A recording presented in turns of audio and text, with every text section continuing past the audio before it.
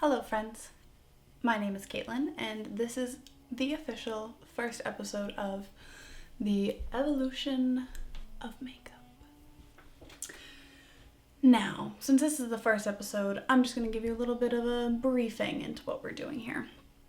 We're going to be talking about makeup from ancient Egypt to modern era, what happened, how it started, how it got brought down, how it became popular again, everything that's going to go on from BC to 2020. Now, just to make it a little bit more interesting, we're going to be authentic on one half of our face and try to do a modern version on the other half. So whatever they did on their crazy face, we're going to do it here, and whatever I would do as a modern American woman in her 20s on this half. Today, we're going to buckle up and we're cruising on over to Egypt. So get your seatbelts on. Let's go.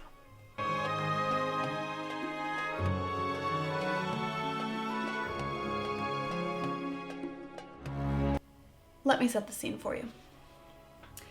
It's some crazy number BC. I don't know. I didn't get the years. I'm doing my best. You're wearing your white linen garb. You're dressed in your best hair and makeup. You have some sort of crazy dramatic collar on, which best I could do was this. You're walking from your home with white walls and linen hangings and rattan mats, and you're going to the market. What are you going to go buy at the market? Your makeup. Now, cosmetics were made professionally and sold in the marketplace, or they were made at home for the less wealthy. But either way, appearance and beauty was a huge factor in the everyday lives of the ancient Egyptians. The reason that was such a big deal was because they wanted to impress the gods for the afterlife. We all know the ancient Egyptians believed in the afterlife. That's why they were buried in tombs with all their favorite possessions, including makeup boxes. They would bring their little cosmetic cases with them in their tombs, make sure they were buried with them, so they had all their things in the afterlife. But in order to impress the gods and to make them realize that they were worthy of a beautiful and wonderful afterlife, they needed to show the part. So they started wearing makeup. They would use their hands, they would use brushes, and they would even sometimes use sticks when it came to eyeliner. And ancient Egyptians actually also had manicures and pedicures, which is kind of cool, but appearance, big deal for them. Everyone did it. Men shaved their whole bodies so they would be crisp and clean and oiled up and everything, but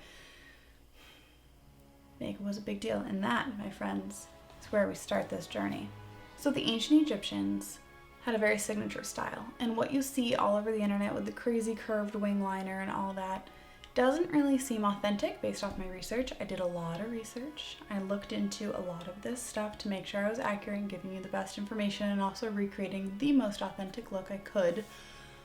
But it looks like to me, based off of the hieroglyphs, the art that I saw, the busts of the royalty, including Nefertiti and Cleopatra, that kind of eyeliner wasn't really that common. It was in some hieroglyphs, but when it came to the royalty and the queens and the important women, they seemed to just have their one big line. Also, swatching colors, so ignore that. But the reason they use their liner, you know what? I need to start putting makeup on my face or this is never going to end. So I'm going to put foundation all over my face and concealer as just like a base to work with, and then the eyes and the lips are where we're really screws myself here, where we're really going to get into the Egyptians, okay? So, give me 1 minute.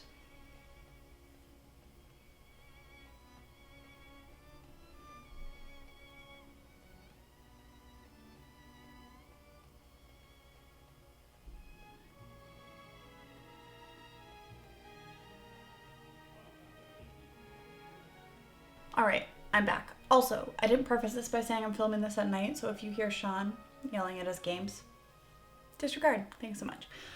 So, put on a quick base. I just kind of even out my skin tone. I didn't go nuts with like highlighting, or I didn't even put on bronzer or blush or anything.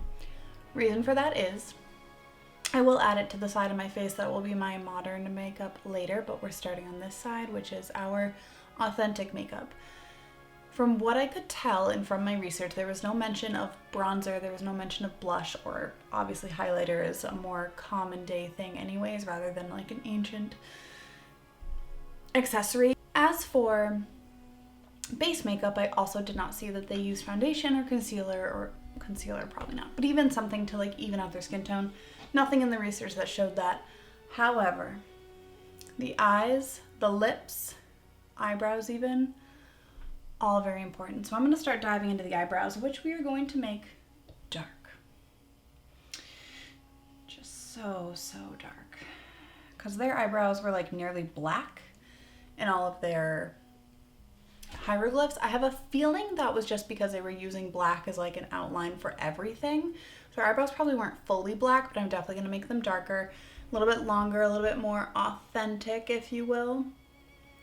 And by doing that, I'm going to use a dark brown eyeshadow.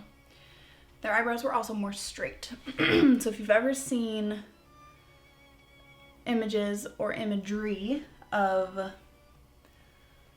ancient Egyptian hieroglyphs, which I would like to say, I was an art major, a form of art major in college. So I did learn a lot about art history and what that means. So I have seen a lot of these ancient Egyptian works, and obviously as they age, colors fade. So we don't know exactly 100% what the colors are. We can assume based off of testing and, you know, what those elements that they're finding on the bust could create, but everything they're doing is based off of strictly a guess. Because truth be told, we don't know, we weren't there. However, if you look at those pieces of art, you can see the makeup all over them, which is amazing. It's just so fascinating to me that we can just look at history. And the ancient Egyptians were kind of the reason that we even got into this ability to be able to understand history, because they were able to record things using pictures, and they used, I'm making this fade away, but we all know that the ancient Egyptians used hieroglyphs, which are their way of recording history. It was their written language. So we're able to know these things based off of the history, and that, my friends, is amazing. I'm trying to add a nice long brow, but my tail is really screwing me here. We're just gonna ignore it. So in those hieroglyphs, they showed a lot of imagery of eyebrows being nice and black. However, do I think that they were actually 100% black? Probably not.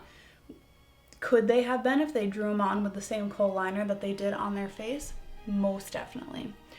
I do not, in my thought process though, I do not believe that that was strictly the color of their eyebrows was always black. It's just something I have an opinion on. So you can kind of see my hair is poking down, but we're just gonna ignore that. As for the eyes and the lips, we'll get to the lips later, but for the eyes, eyeshadow was made by crushed copper, lead, and a green mineral called malachite. So for today, I'm actually going to be recreating a look that I saw, and I can't seem to find the picture online again, but it was of Nefertiti's bust, but they kind of recreated it in like the proper colors that it would have been, and it showed like a dark brown crease and a nice shimmery green, or I say shimmery because they're making it from minerals, and crushed malachite is a mineral, so it's going to have those like pigments, like, you know, if you get sand all over your body and you get like a shiny reflective aspect to it, it's not going to be a matte shadow. I don't think they really had those. So that's what I'm going to be doing today, and I am going to be using the Urban Decay Born to Run palette, because it has a green and it also has all the browns, just for reference. So I'm trying to recreate that look. I'm going to do my best, just bear with me.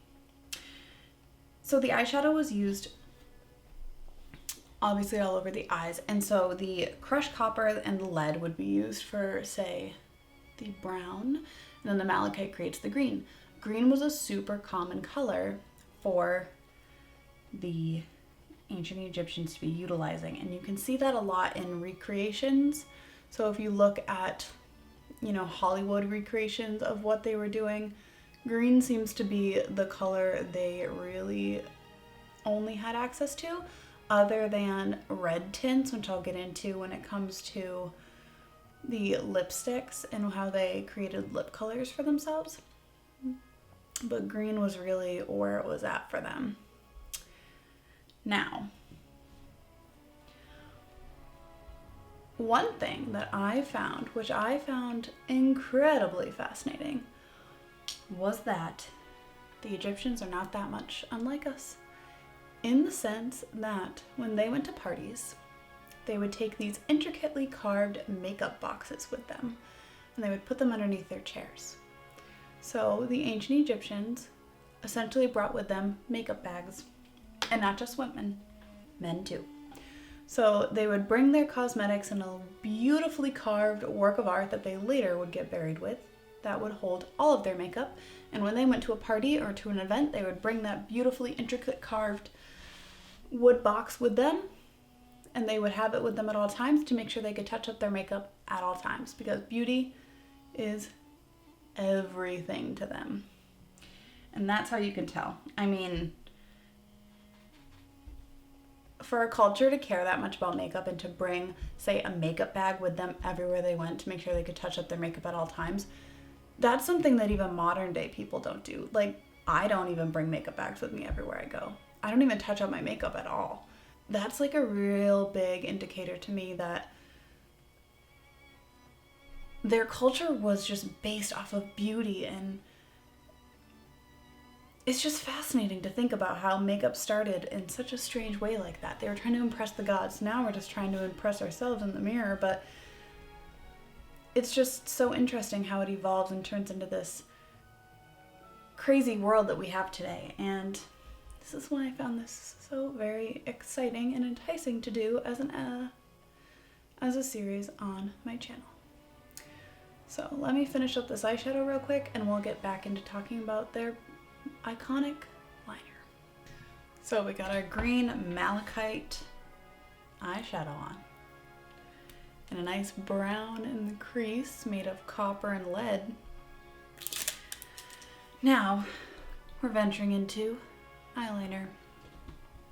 So, as we've all seen, anything that shows ancient Egyptian makeup shows their eyeliner. Kohl liner. If you look at any sort of Egyptian hieroglyphs, you see it everywhere. It is iconic. Now, despite my better judgment and my 7th grade self saying this is surprised that I feel this way, since this is how I always used to put eyeliner on, they put it all the way around their eyes and then flicked it out, and that is not what I do anymore. So, diving into the lower lash line. So, Kohl liner was their staple product. And the reason that is because they thought that the black around their eyes could ward off the evil eye. So it was meant to ward off the evil eye. It was meant to ward off the dangerous spirits. And so they protected themselves using the black liner.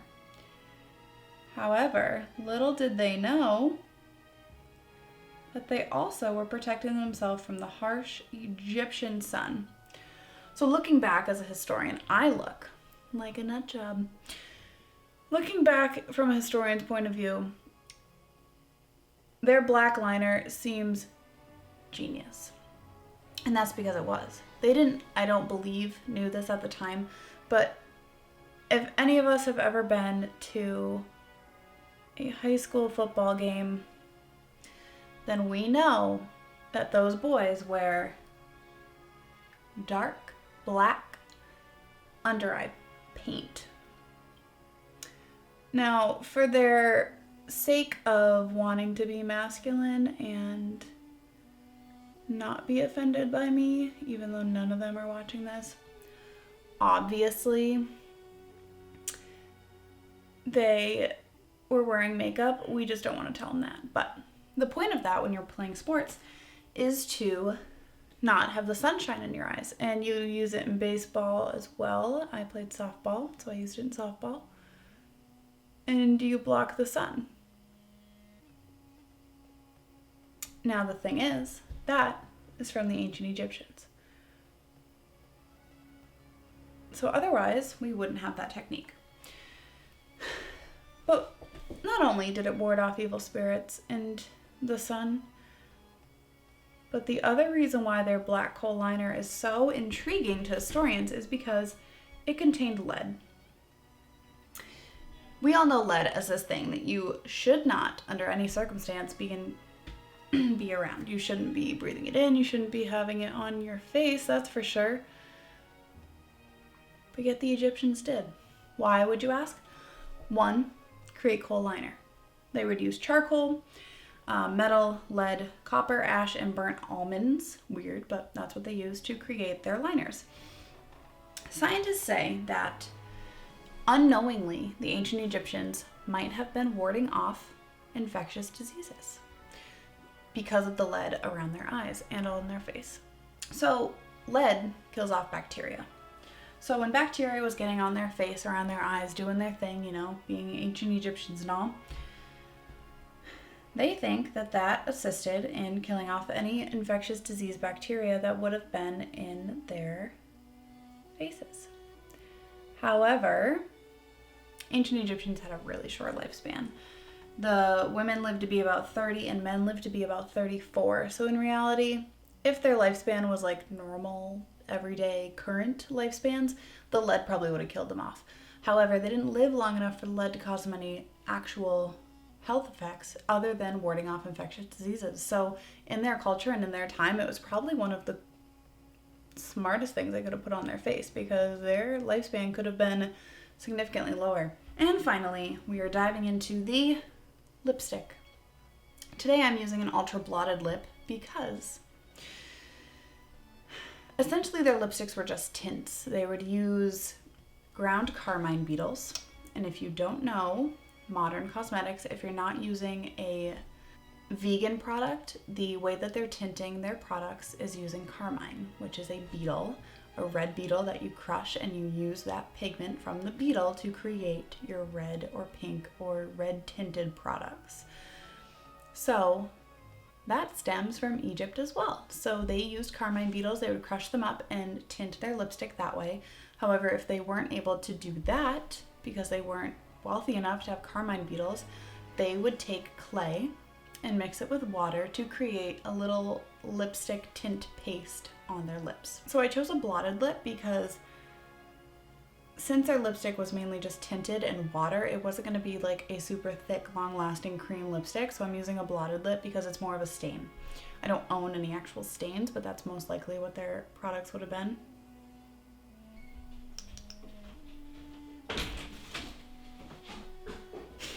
So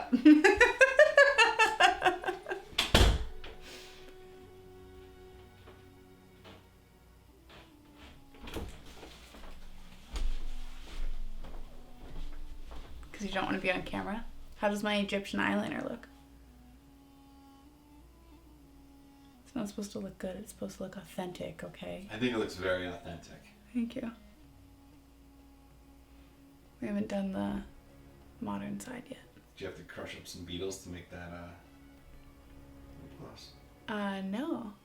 However, it is a stain, so it's pretty authentic. Also, I think this company is vegan, so they probably don't use beetles in their products.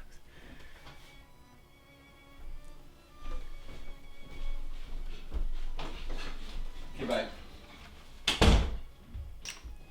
Alright, after a long process and a minor interruption from Mr. Sean, I'm going to very quickly do my modern day eye and show you how I would do this green and black liner kind of look without looking like... I'm also going to throw on some bronzer, some blush, make it look like a finished look. And I will see you guys in a minute. Alright guys, welcome back. We got our brown crease, we got our green lower lash line, and we also have our winged liner to show the difference between ancient and modern. Now, I wouldn't wear this lip. I'm going to take it off real quick because I know that back then they had pink, but nowadays we have nudes, so.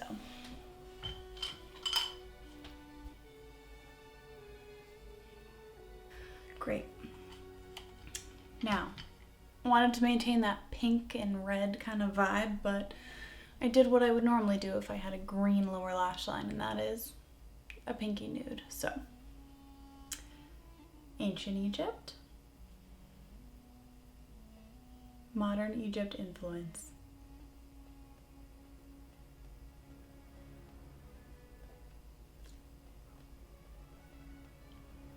Anyways, now, my takeaways from this. After doing all of this research and looking into the art, into the hieroglyphs, into the history of the cosmetics and what we know from their busts and things and what we found in their tombs, is that there are 3 takeaways from Egypt that have made their way into modern culture.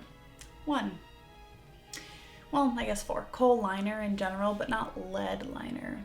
No one's looking to put lead on their face. So using black liner, I used it in my tight line, where I always do, and then I used a liquid liner for the wing portion, because that's hard.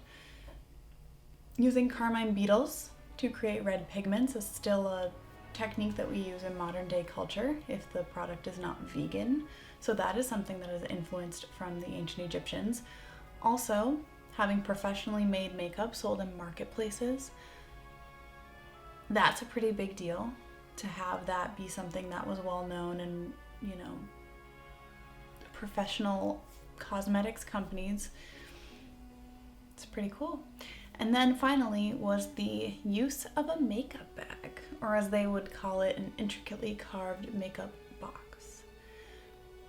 That is like my favorite fact of ancient Egyptian culture, is that they used makeup bags. They brought them with them everywhere to make sure that they looked just as good at the beginning of the party and at the end of the party, so when they went home, the gods would be praising them for their gorgeous beauty.